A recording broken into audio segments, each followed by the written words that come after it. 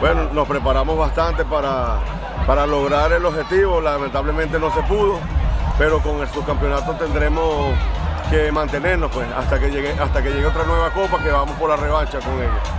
Es la primera vez que tenemos la participación y bueno, y gracias a Dios logramos el subcampeonato.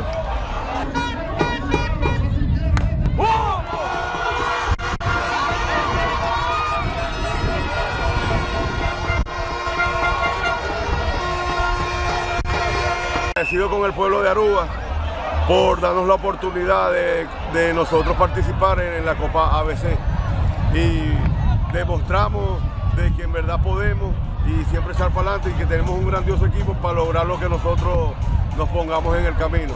De verdad agradecidos con ellos, la mayoría somos latinos, venezolanos, dominicanos, pero nos sentimos también parte de esta tierra.